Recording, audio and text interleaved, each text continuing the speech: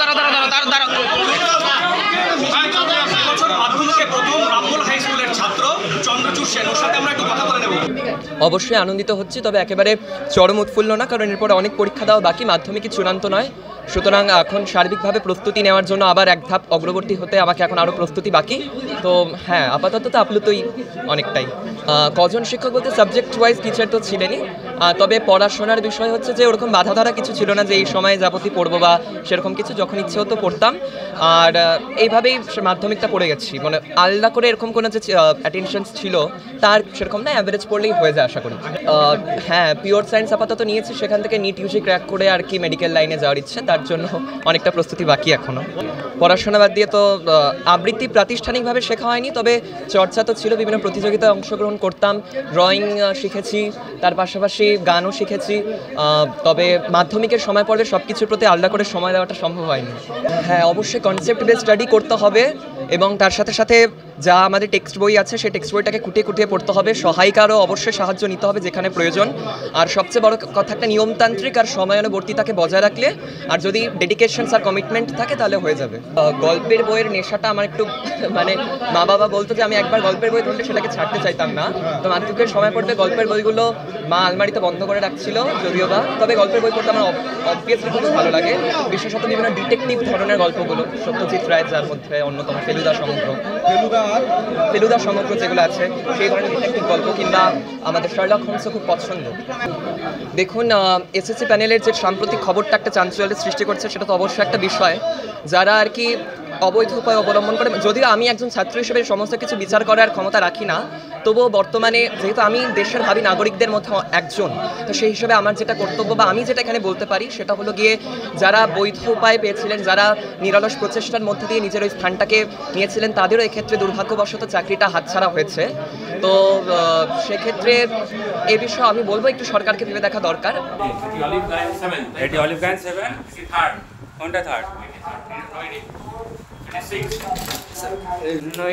নৈরিত রঞ্জন পাল। কেমন লাগছে? মানে বলার কিছু নেই, ভাষা নেই। ভালো হবে একটা আশা করেছিলাম, কিন্তু এত ভালো সত্যি আশা করিনি। এই নাম্বারকে এক্সপেক্ট করেছিলে?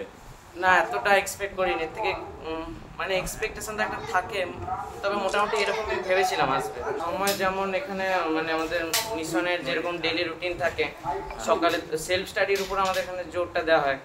সকালে 2 ঘন্টা সেলফ স্টাডি, আর রাতের দিকে একটু সময়টা বেশি পাওয়া যায়, ধরুন ওই 3.5 ঘন্টা মতো, মানে মোটামুটি 5.5 ঘন্টা এরকম, 5-5.5 ঘন্টা। পড়াশোনা কতটা কঠিন ছিল এমনি পারিবারিক দিক থেকেও?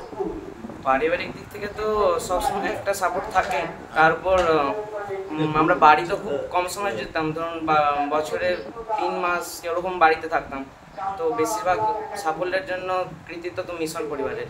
মিশন পরিবার মহারাজরা কতটুকু সাপোর্ট ছিল? মহারাজদের পুরো সাপোর্ট ছিল। মহারাজ, আমাদের স্কুলের স্যাররা এবং ভবন শিক্ষক যারা আছেন সবার মিলিত প্রচেষ্টা। ঋতব্রত নাথ, 685 9 পেজ। অবশ্যই ভালো লাগছে, বেশ চিন্তিত অবস্থাতেই ছিলাম। পরীক্ষা ভালোই হয়েছিল, কিন্তু র্যাঙ্কটা তো মানে সবাই চায়, কিন্তু পাওয়া তো বেশ কঠিন, তো পেয়ে ভালো লাগছে।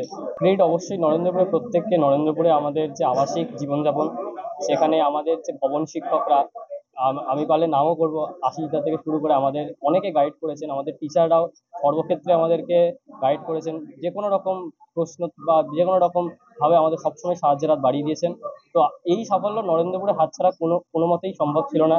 নরেন্দ্রপুরে প্রত্যেকে যারা জড়িত, শিক্ষক অশিক্ষক যারাই হোক, প্রত্যেককেই আমি আমার সশ্রদ্ধ প্রণাম জানাই।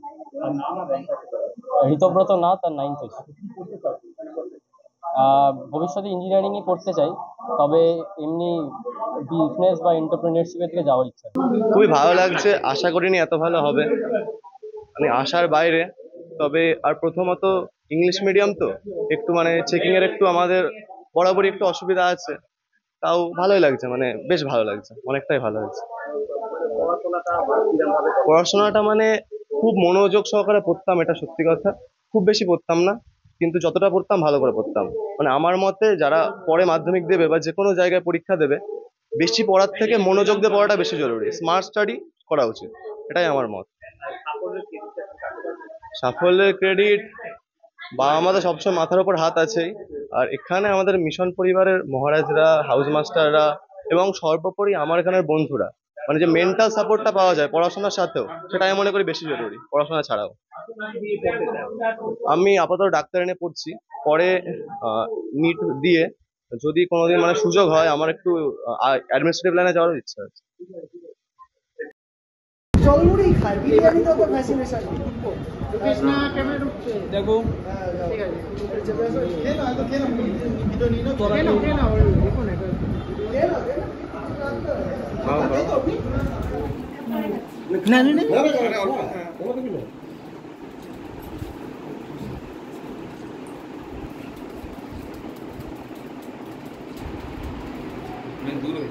প্রত্যেকটা টিচারেরই ছিল, আর অঙ্ক আমার বাবাই করাতেন, কোনো টেনশন ছিল না। তো ভেবেছিলাম তো র্যাঙ্কে থাকবো, কিন্তু মানে যখন জানতে পারছিলাম না, তারপর যখন হট করে জানতে পারলাম, মানে দারুণ একটা ফিলিংস। আগামী দিনে আমার তো নিট দিব, তবে আমি গবেষণা করতে চাই।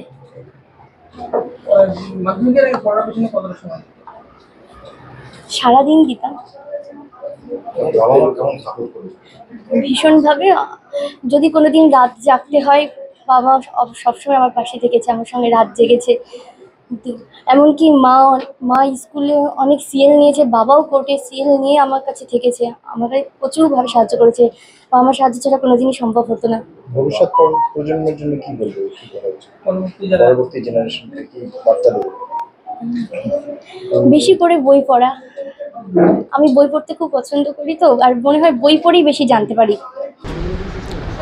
রেজাল্টে মানে হতেও পারে, নাও হতে পারে, এরকম। কত পেয়েছি আসলে র্যাঙ্কটা যখন বললো, রেজাল্টটা বললো, আমি নিজেই টিভিতে দেখতে পাইনি। আর হ্যাঁ,